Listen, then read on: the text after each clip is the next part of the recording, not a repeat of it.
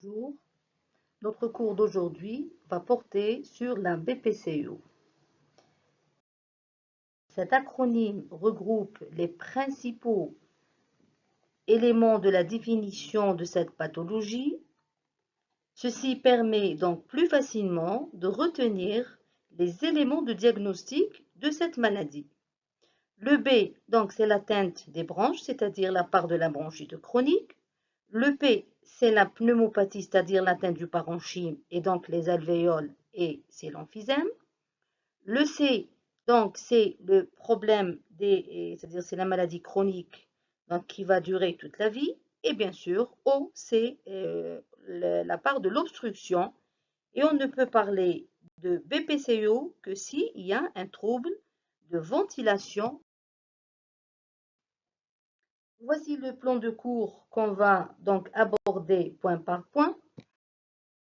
Donc par la définition de la BPCO, qui est une maladie respiratoire assez fréquente, qu'on peut prévenir et plus ou moins traiter. Et dont la caractéristique essentielle, comme je viens de le dire, est l'obstruction progressive mais permanente des voies aériennes, ce qui fait de cette pathologie une pathologie irréversible, associée à une réponse inflammatoire. Et donc la cause principale est le tabagisme. Mais la pathogénie de cette pathologie, elle reste incomplètement comprise, ce qui explique qu'on a plusieurs définitions au fil des années, plusieurs classifications et même, c'est-à-dire le traitement, chaque fois on change le traitement. Le diagnostic donc requiert obligatoirement une EFR qui est une exploration fonctionnelle respiratoire qui va nous donner donc un trouble ventilatoire qu'on va expliquer ultérieurement. La BPCO, donc, elle est due, c'est donc la bronchite chronique et l'emphysème. Il y a des BPCO qui ont seulement de la bronchite chronique. Pardon, je prends le curseur. Voilà, donc il y a des patients qui ont que de la bronchite chronique et d'autres ont de l'emphysème. Et il y a des malades qui vont avoir les deux types de lésions, c'est-à-dire BPCO avec bronchite chronique et emphysème.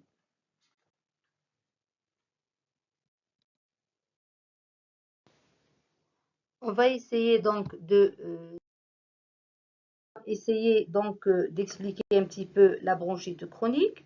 Vous voyez là donc une paroi bronchique non épaissie, des vaisseaux, c'est-à-dire qui sont de diamètre normal, sans sécrétion importante, avec donc une membrane basale qui est peu épaissie, le tout donc entraînant un diamètre assez important, donc permettant donc à l'individu de bien respirer. Et là, donc sur la deuxième image, vous voyez une branche malade, d'un bronchite chronique, avec donc épaississement important de la membrane basale, infiltrant inflammatoire important, une hypersécrétion bronchique, c'est des sécrétions qui sont très épaisses, donc le tout va entraîner une réduction considérable du diamètre de la branche, ce qui va expliquer donc l'installation ultérieurement de la dyspnée chez ces patients. Sur la deuxième image, donc, on va voir donc, des alvéoles qui sont saines, avec des parois alvéolaires intègres, avec sans rupture d'attache pleurale, d'attache alvéolaire, pardon. Et sur la deuxième image, donc, nous avons des parois, donc, des alvéoles donc, qui sont détruites, avec des parois et des attaches qui sont rompues, réalisant de l'emphysème. La confluence de ces alvéoles qui sont donc détruites vont réaliser des petites bulles et les petites bulles vont confluer et donner des bulles plus importantes, ce qu'on voit dans. Maintenant, donc, on va essayer de définir ces deux pathologies. Donc, d'abord, je commence par la bronchite chronique. Donc, la définition est purement clinique. C'est le fait, donc, elle est faite beaucoup plus à travers un interrogatoire minutieux du patient sur la fréquence des épisodes de la toux, ainsi que de l'expectoration. Si le malade donc va tousser et expectorer 3 mois par an durant 2 années consécutives, il est dit bronchite chronique. Il faut savoir que 50% des fumeurs font de la bronchite chronique. Cependant, ils ne sont dits BPCO, c'est très important de retenir ce point. Ils ne sont dits BPCO que s'ils ont, en plus de cette définition, un trouble ventilatoire obstructif.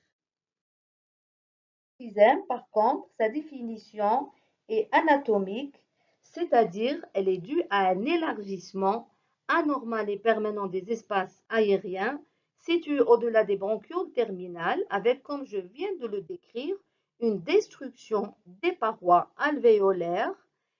Selon la localisation de cette destruction, on peut avoir donc, c'est-à-dire au sein de la sinus ou du lobule secondaire, on peut avoir deux types d'emphysème. Donc, on peut avoir donc le premier type, c'est l'emphysème centrolobulaire, c'est-à-dire situé au centre du lobule ou de la sinus, avec distension des bronchioles respiratoires de tout ordre qui vont communiquer les uns avec les autres, avec des alvéoles donc à la périphérie qui vont rester intègres. Ce type c'est-à-dire d'emphysème, on va le rencontrer beaucoup plus chez les patients fumeurs. Le deuxième type d'emphysème, c'est l'emphysème panlobulaire, c'est-à-dire il y a une atteinte de toutes les voies aériennes et en même temps des alvéoles. Donc, tous les éléments du lobule ou de la sinus sont détruits avec rupture des parois de séparation. On le voit surtout en cas de déficit en alpha-1 antitrypsine.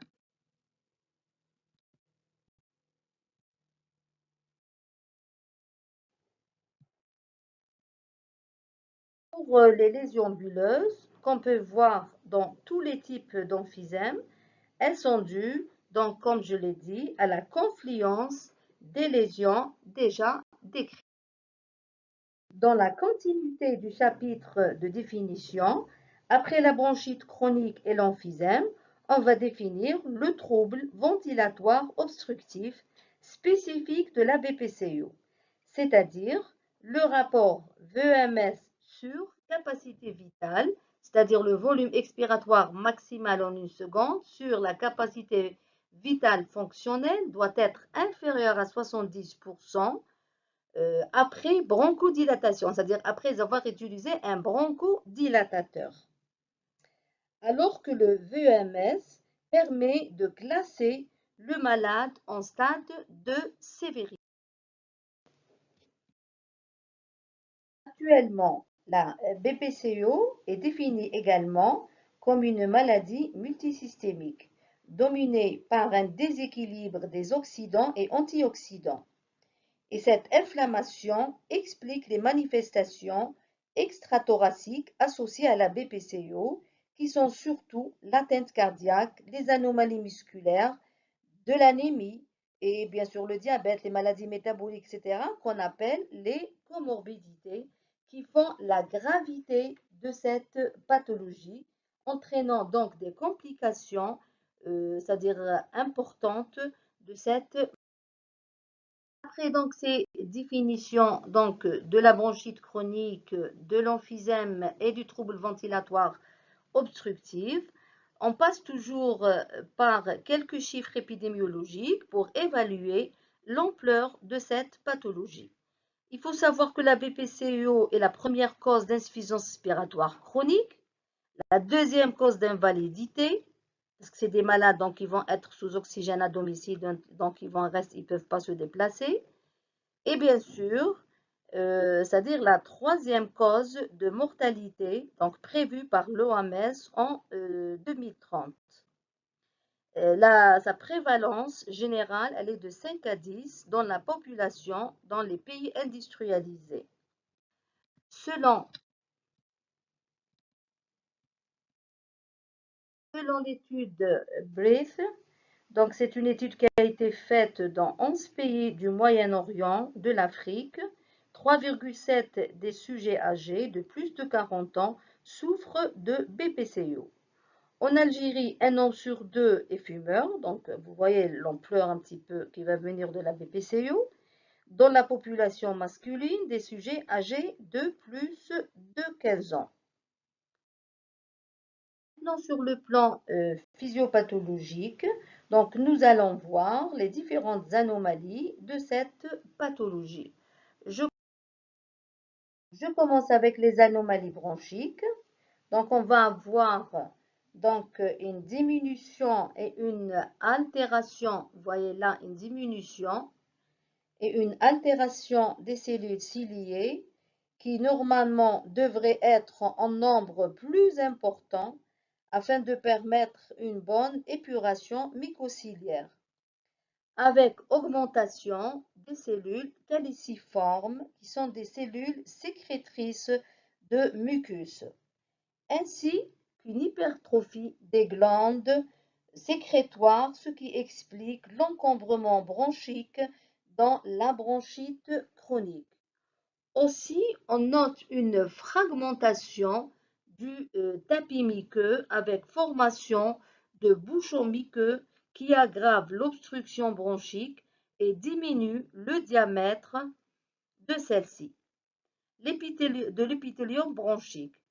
Donc, en plus de ces anomalies de l'épithélium bronchique, on note une métaplasie. Voilà, vous voyez une métaplasie malpighienne ou épidermoïde qui fait le lit de la dysplasie et ceci va favoriser le cancer in situ. Cette anomalie, elle est due surtout au tabagisme.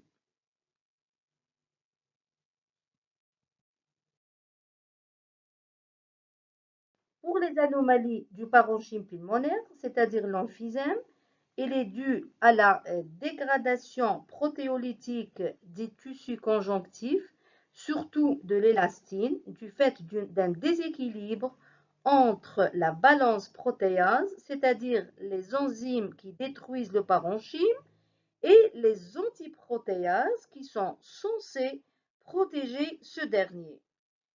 L'exemple type en est le déficit en alpha-1 antitrypsine, qui est censé protéger la paroi des alvéoles. Or, le déficit en cette enzyme donc, va entraîner des enzymes protéolytiques par les polynucléaires neutrophiles, par les macrophages qui sont recrutés dans les voies aériennes et qui vont entraîner une destruction des parois alvéolaires et réaliser ce qu'on appelle l'emphysème.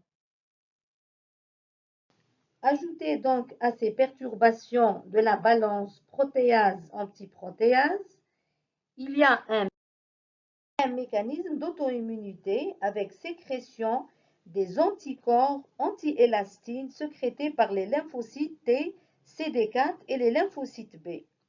D'où la considération actuelle de la BPCO comme une maladie auto-immunitaire. Les anomalies vasculaires, donc on a surtout une destruction du lit vasculaire dans l'emphysème. Ceci est dû beaucoup plus à une vasoconstriction hypoxique qui va entraîner une hypertension artérielle pulmonaire appelée l'HTAP. Et l'HTAP, donc, elle va s'accompagner par un épaississement de l'intima des vaisseaux, réalisant donc des modifications des structures vasculaires.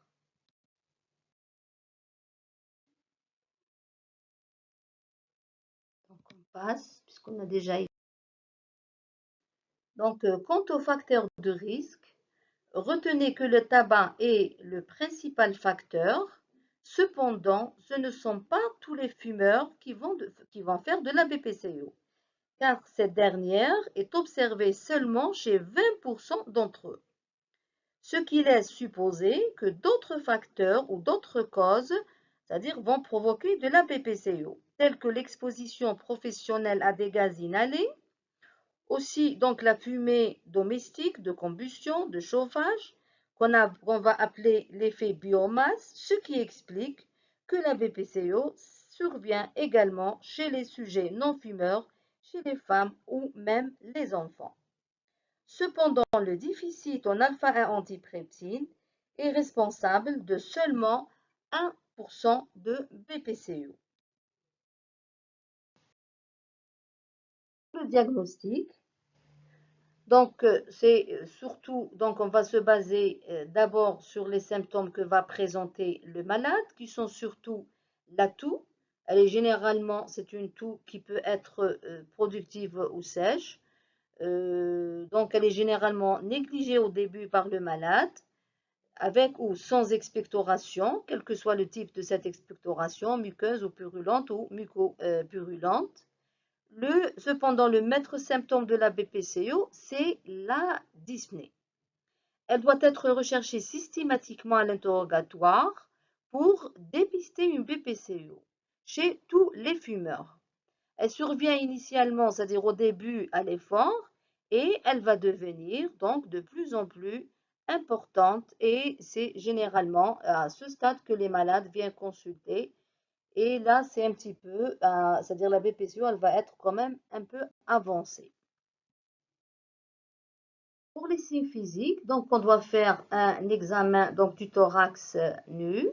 Donc on va trouver donc une déformation du thorax avec généralement une protrusion sternale avec augmentation du diamètre antéro-postérieur, ce qui va donner un aspect ontono, c'est-à-dire un thorax de volume important. Quand on voit le malade respirer, donc il va respirer avec des lèvres pincées, donc surtout pour les patients qui présentent donc de l'emphysème à un stade important. En cas donc d'insuffisance respiratoire, il faut toujours rechercher les signes de lutte qui sont donc l'utilisation des muscles respiratoires accessoires, à savoir un tirage susternal, intercostal, etc., surtout en cas d'exacerbation. N'oubliez pas toujours donc de faire un examen digital à la recherche d'une pigmentation nicotinique qui va témoigner donc d'un tabagisme chronique.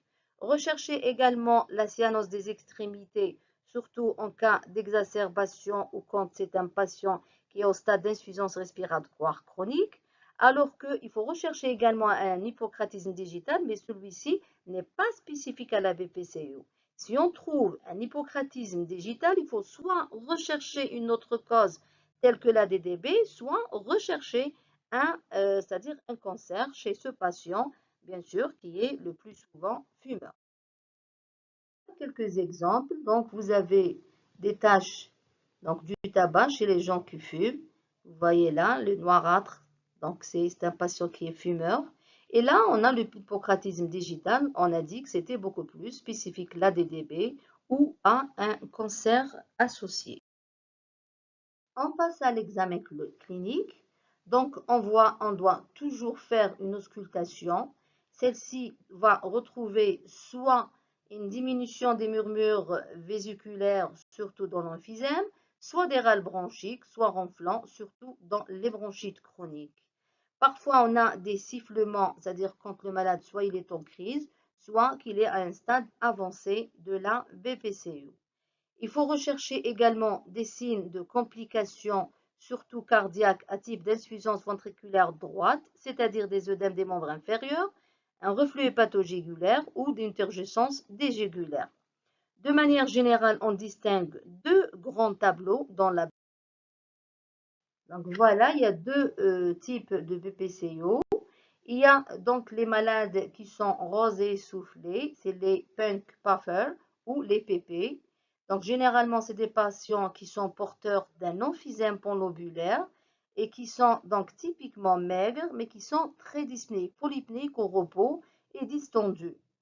Le deuxième tableau, ce sont le type B, c'est-à-dire c'est les malades qui sont bleus et bouffés, c'est-à-dire cyanosés et gonflés. C'est les bleus blotters, c'est les bébés qui correspondent aux patients qui sont porteurs beaucoup plus donc d'un emphysème centrolobulaire et ces patients sont généralement donc obèses, cyanosés, ils sont légèrement moins dyspnéiques que les pink puffers et souvent porteurs des signes d'HTAP. C'est pour ça ils sont un petit peu bleus.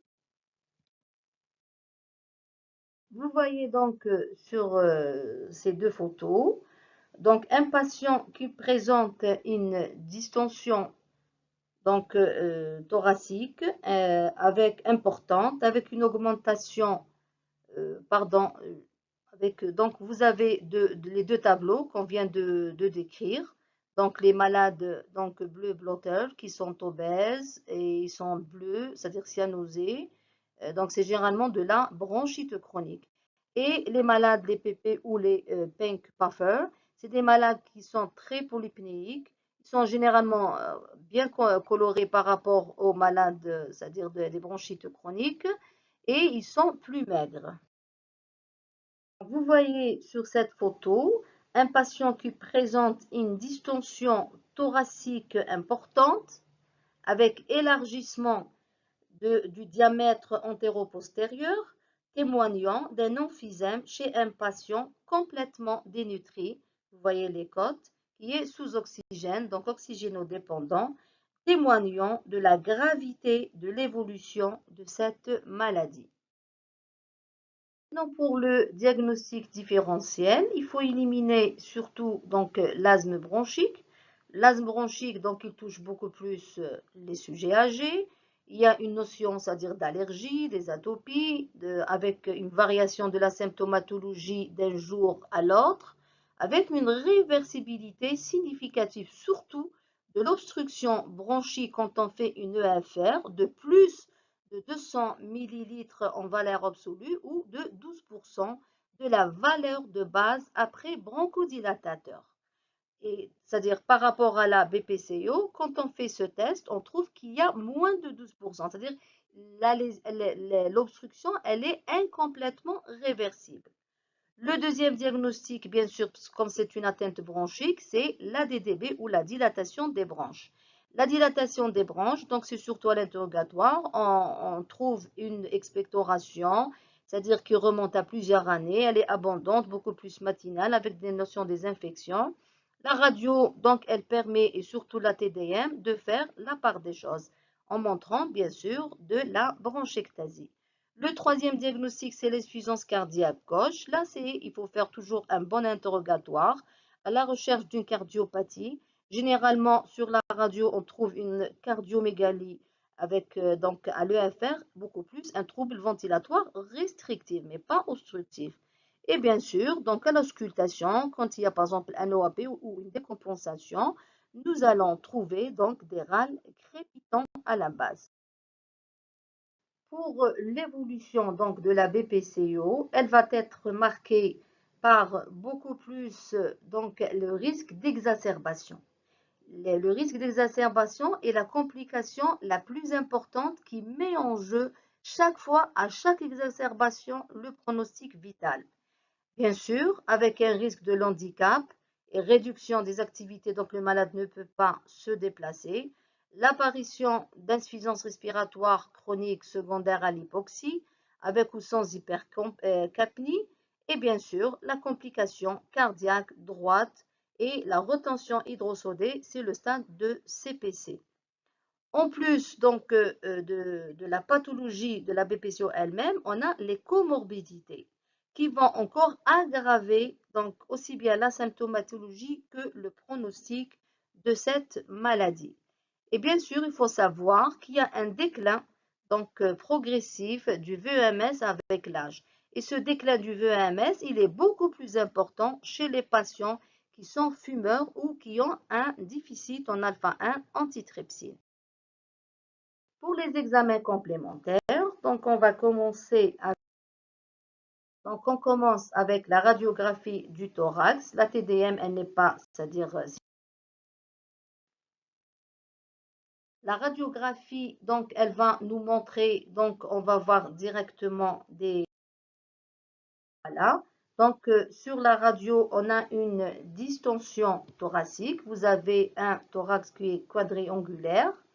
On va avoir donc des côtes qui sont un petit peu donc plutôt horizontalisation des côtes, avec un élargissement des espaces intercostales, un aplatissement des hémicoupoles. Vous voyez donc il n'y a plus c'est-à-dire la forme de la coupole normale.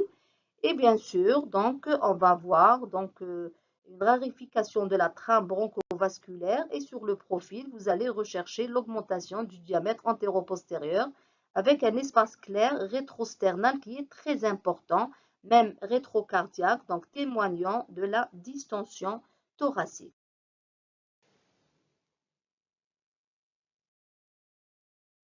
Voilà, aussi sur cette radio, vous voyez que le cœur ne repose plus sur le diaphragme qui est très abaissé, réalisant ce qu'on appelle le cœur en goutte. Cette radio de profil, vous voyez l'artère pulmonaire qui est très dilatée, un diamètre antéro-postérieur très important avec des espaces clairs rétrosternal et rétrocardiaques qui sont très importants, témoignant d'un emphysème très avancé. Il faut rechercher également une médio-incésure externe, donc qui est un petit peu spécifique à la BPCO, appelée également donc le coup de hache externe.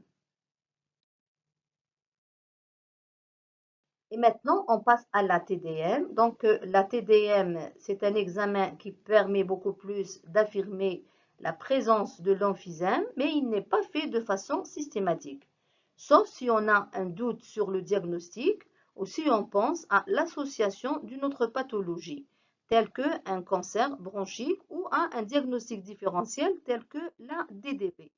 Donc, qu'est-ce qu'elle va nous montrer, la TDM? Donc, elle va montrer des ondes de destruction emphysémateuses qui apparaissent donc avasculaires, hypodenses et sont parfois donc sont parois propres et bien sûr de faire la distinction entre les différents types d'emphysème dont j'ai déjà parlé, centrolobulaire et panlobulaire.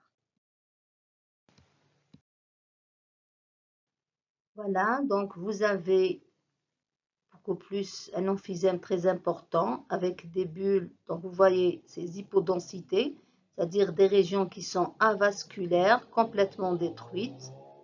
Là, vous voyez une rarification de la trame bronchovasculaire avec des zones très claires au centre.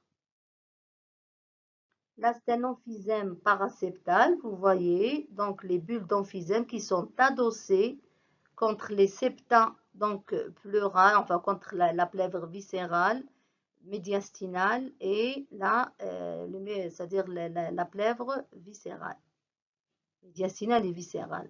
On le voit, ça dure surtout dans le centre lobulaire.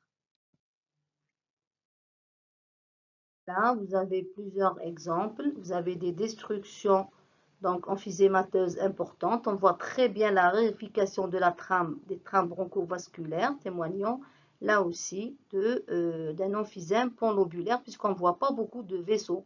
On appelle aussi le poumon anémique, c'est-à-dire par rapport à la diminution de sa vascularisation, puisque dans l'emphysème panlobulaire, il y a une destruction aussi bien vasculaire que bronchique par rapport au centre lobulaire où il y a juste la destruction bronchique. Vous voyez là une grosse bulle d'emphysème avec une destruction, donc il n'y a pas de parenchyme tassé, donc c'est une grosse bulle d'emphysème, elle est secondaire à la confluence, c'est-à-dire de plusieurs bulles, et ça nécessite parfois des traitements chirurgicaux. Toujours la même chose de l'emphysème. Donc un aspect, pratiquement il ne reste plus de parenchyme. Vous voyez à peine quelques donc, attaches pleurales. Donc là c'est un emphysème qui est très avancé. Probablement le malade doit faire une insuffisance respiratoire importante, c'est-à-dire à un stade avancé. Donc l'exploration fonctionnelle respiratoire, elle va permettre, de poser le diagnostic par la mise en évidence d'un trouble ventilatoire obstructif, non réversible, c'est-à-dire il y a moins de 12% de réversibilité, d'éliminer un asthme, d'évaluer le stade de sévérité, bien sûr par le VEMS, et bien sûr faire le choix thérapeutique ainsi que l'appréciation du...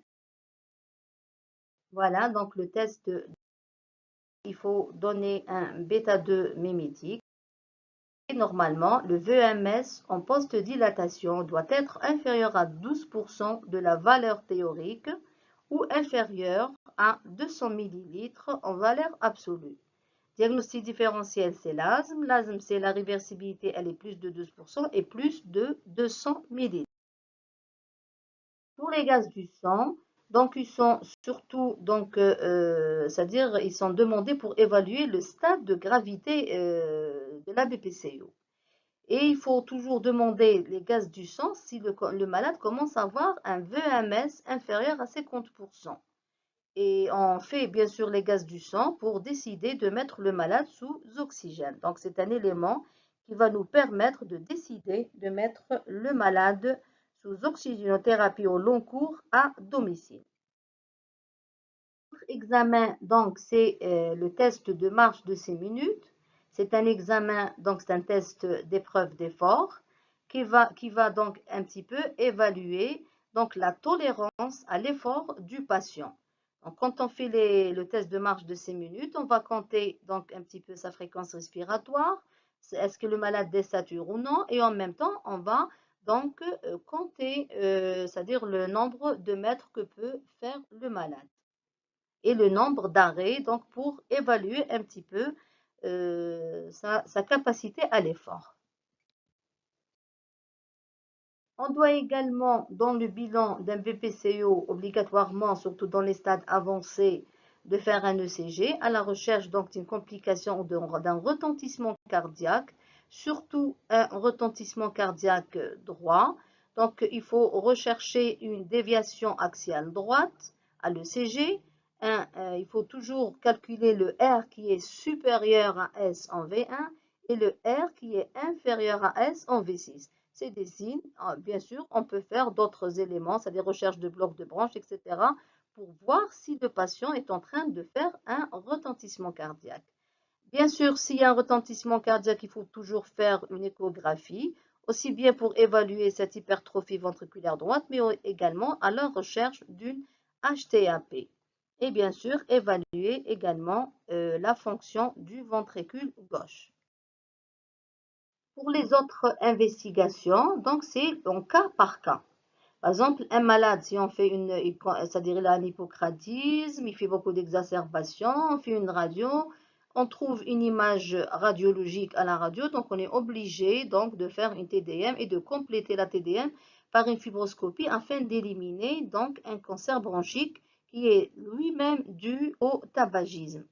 Il faut également, donc, pour les investigations, faire un bon examen ORL et bien sûr de la dentition à la recherche d'un foyer infectieux pour traiter, pour éviter que le patient fasse des exacerbations répétées. Il faut aussi faire un ECBC, c'est-à-dire en cas de suspicion d'une infection et surtout quand il y a une infection à germes résistants afin de faire donc un antibiotique adapté. Bien sûr, il faut demander un bilan biologique, à savoir une FNS à la recherche d'une polyglobulie qui est surtout réactionnelle à l'hypoxie, mais aussi il faut rechercher la comorbidité, c'est-à-dire une anémie qui est une comorbidité très fréquente et de mauvais pronostics, qui est l'anémie. Aussi, il faut rechercher dans l'FNS une hyperéosinophilie qui va, c'est-à-dire sanguine, qui va orienter un petit peu le traitement, surtout la prescription de corticoïdes. Enfin, après avoir fait donc tout le bilan du patient, la radio, la TDM, le bilan biologique, le FR, etc., on va classer notre malade selon le stade de gravité. Selon le stade de gravité, c'est beaucoup plus, donc il est dû au VMS, c'est-à-dire on classe les malades en stade de gravité selon le VMS. Vous voyez, quand le VMS il est supérieur à 80, le malade il est dit léger. Quand il est entre 80 et 50, il est des modérés. Quand il est entre 50 et 30, il est des sévères. Mais si le VMS est inférieur à 30, le malade il est très sévère. D'accord? Donc, ça nous permet un petit peu de classer, c'est-à-dire le malade en stade de sévérité, mais également, on ne se base pas seulement sur, c'est-à-dire les signes fonctionnels, mais également sur, on doit évaluer le malade par rapport à la symptomatologie, c'est-à-dire des symptômes, et c'est-à-dire surtout la dyspnée, l'invalidité, etc. Donc, pour décider d'un traitement adéquat. Maintenant, on passe au chapitre du traitement. Bien sûr, le traitement, donc, il a des objectifs. Donc, le premier, donc, au traitement de la BPCO à l'état stable. Donc, il faut toujours réduire les facteurs de risque, bien sûr, puisque le tabac est le premier incriminé, donc on va faire un arrêt du tabac et recommander des substances nicotiniques ou des médicaments pour aider le malade à faire un arrêt du tabagisme. Et bien sûr, donc, réduction et prévention des autres facteurs tels que la pollution, c'est-à-dire il ne faut pas sortir quand il y a trop de polluants dans l'air, etc. La vaccination, donc surtout antipneumococcique et antigrippale. Pour la vaccination antigrippale, donc ça doit être effectué tous les ans et antipneumococcique chaque 5 années. Pour les médicaments, plusieurs médicaments qu'on peut utiliser, mais ce sont surtout des médicaments donc, qui sont symptomatiques, donc ils vont simplement soulager la dyspnée et augmenter la capacité à l'exercice du patient. Il y a beaucoup plus, on a surtout les bronchodilatateurs, on a deux familles, les bêta-2 mimétiques et les anticholinergiques. Il y a les bêta-2 mimétiques de courte et de longue durée et il y a les anticholinergiques de courte et de longue durée d'action. La voie inhalée, c'est-à-dire elle doit toujours être privilégiée par rapport à la voie générale, bien sûr.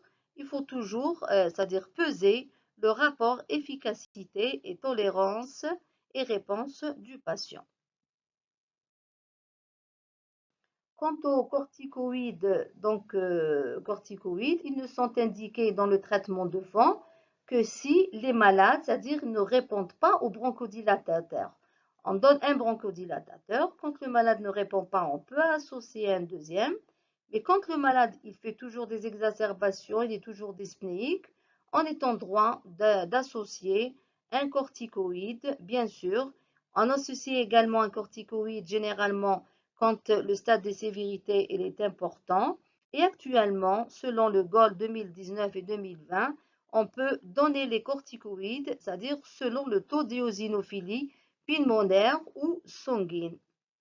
Quant aux corticoïdes par voie générale, ils ne sont indiqués, c'est-à-dire ils ne sont pas indiqués sauf de courte durée, c'est-à-dire on donne en cas d'exacerbation une courte durée de 5 à 10 jours, puisqu'ils vont favoriser donc l'apparition de comorbidités telles que le diabète, l'HTA, l'ostéoporose. Bien sûr, vous connaissez tous les complications des corticoïdes et les effets secondaires.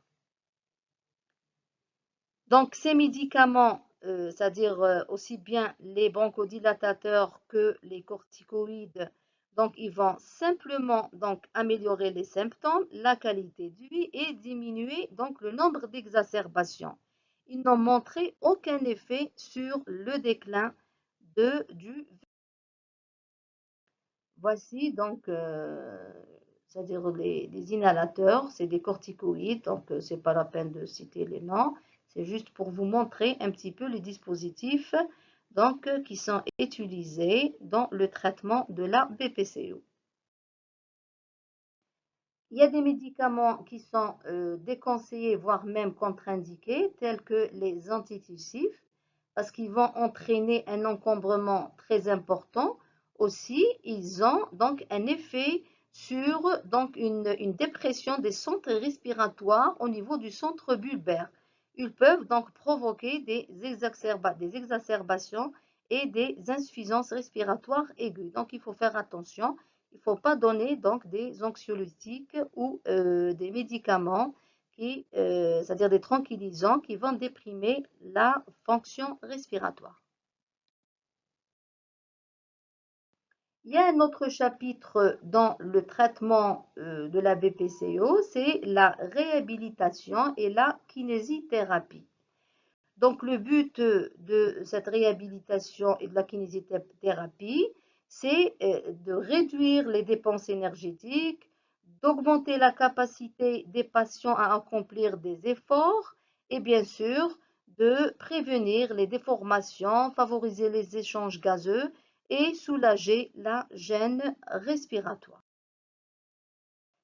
Un autre chapitre toujours dans le traitement de la BPCO. On a dit au début que la BPCO, elle évolue vers l'insuffisance respiratoire chronique qui est un handicap.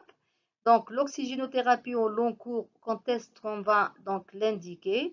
Quand le patient donc a un épisode, c'est-à-dire il fait par exemple il est indiqué lorsqu'à distance des épisodes donc, de gazométrie ou 3 de gazométrie en moins. Et donc, on va avoir du PaO2, c'est-à-dire pendant la journée, qui est inférieur à 55 mm de mercure. Donc, on fait les gaz du sang et on trouve que la pression artérielle en oxygène, elle est basse. Et là, on est en droit, donc on doit indiquer l'oxygène à domicile. Soit on peut tolérer, c'est-à-dire une pression artérielle plus importante jusqu'à 59, mais à condition que le patient fasse une autre complication pour pouvoir le mettre sous oxygène, à savoir une hypertension artérielle pulmonaire, une désaturation nocturne, c'est-à-dire le soir, ou quand le malade présente une polyglobulie à la FNS ou des signes de CPC. Là aussi, il faut mettre le malade sous oxygène, c'est-à-dire au long cours à domicile. Je ne terminerai pas le cours sans parler des traitements chirurgicaux. Donc, le but, c'est de diminuer surtout la distension en enlevant bien sûr les bulles. Donc, c'est la bullectomie.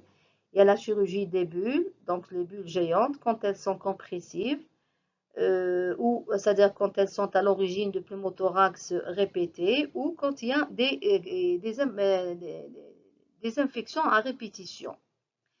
Enfin, le dernier traitement, c'est la transplantation.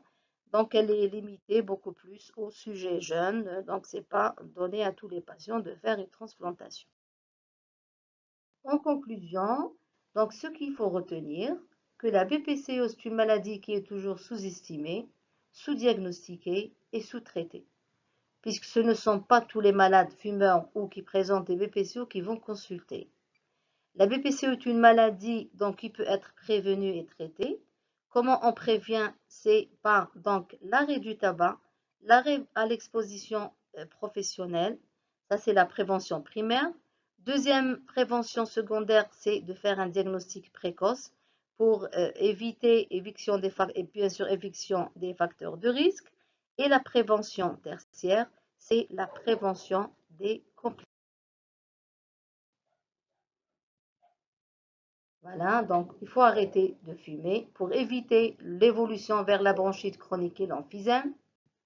Si le malade fait la BPCO, il faut éviter que celui-ci donc fasse une insuffisance respiratoire chronique et bien sûr donc prévention secondaire. Et merci pour votre attention.